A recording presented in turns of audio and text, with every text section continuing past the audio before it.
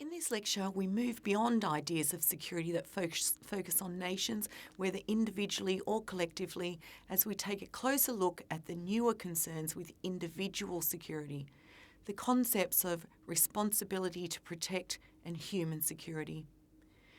The end of the Cold War, as we've discussed previously, also led to a whole raft of issues relating to the reigniting of ethnic tensions, civil war, ineffective states, failing states, and completely failed states. The idea of collective security broadened the idea of security to include a global society.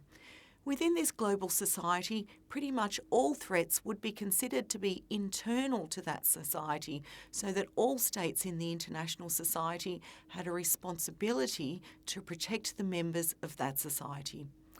This was the emerging paradigm of responsibility to protect, R2P in the international relations literature. Under this idea, state sovereignty requires the state to protect its citizens, to protect the population of the nation.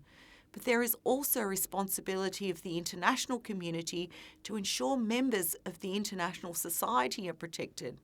So, where a population is suffering serious harm as a result of internal war, insurgency, repression or state failure, and the state in question is unwilling or unable to halt or avert it, it becomes the responsibility of the international community to intervene for protection purposes.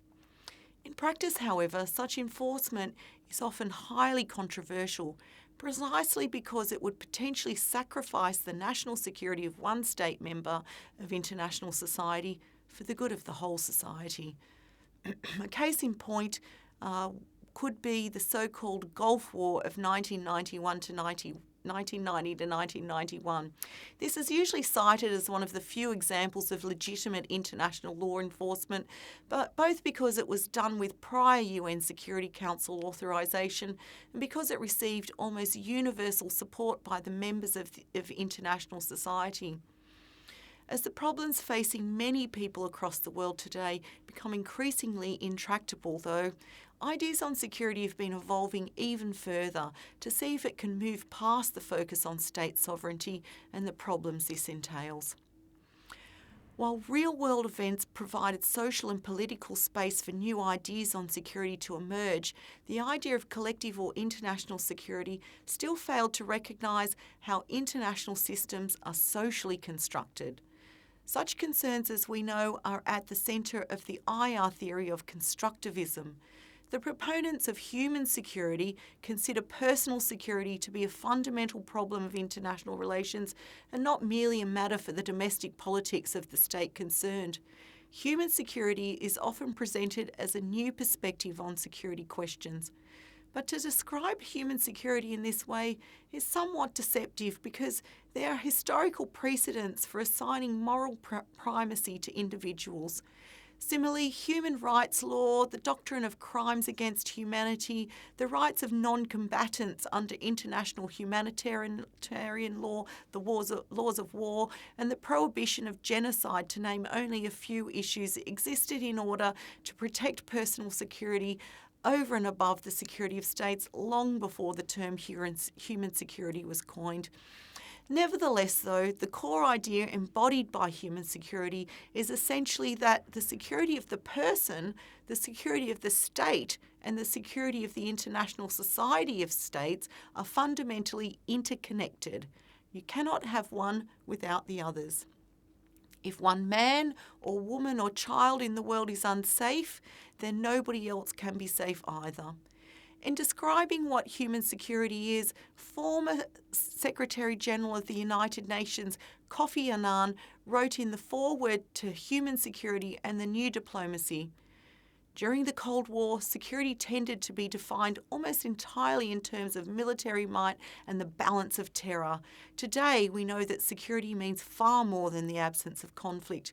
We also have a greater appreciation for non-military sources of conflict.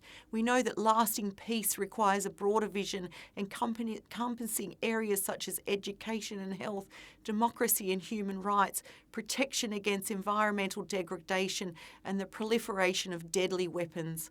We know that we cannot be secure amongst starvation, that we cannot build peace without alleviating poverty, and that we cannot build freedom on foundations of injustice.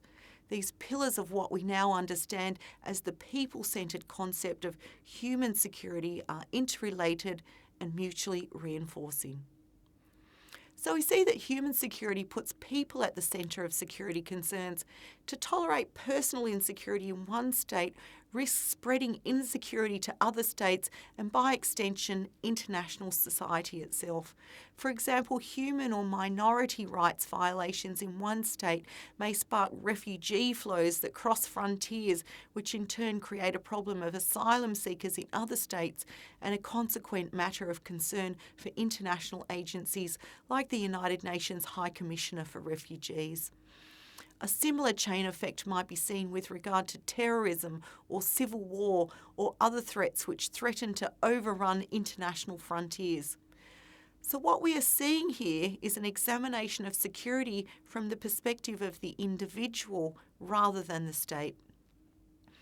Human security focuses primarily on protecting people while promoting peace and assuring sustainable continuous development. It emphasises aiding individuals by using a people-centred approach for resolving inequalities that affect security.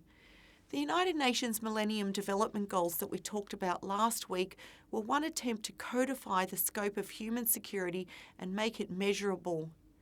The relevance of protecting human beings for international security has now been recognised, but it is the implementation that is proving difficult. It's all very well to recognise that something must be done, but to risk the lives of soldiers from one state to protect people from another state usually requires a great deal more than this. This is particularly so in democratic states where the ideas, norms and identity of their citizens will determine their support for such actions. We're seeing such concerns as the security of the people in the Middle East continue to be threatened by terrorism, both fundamentalist and state-sponsored, and the flow-on effects to other states, both in the immediate region and in Europe. So we can see from our consideration of national security, collective security and human security that there is much more to security than just armed forces, advanced weaponry and alliances. It's clear that in the globalised world of today, security threats across the world are having an increasing effect on people living in nations far from the epicentres of trouble. Thanks again for watching.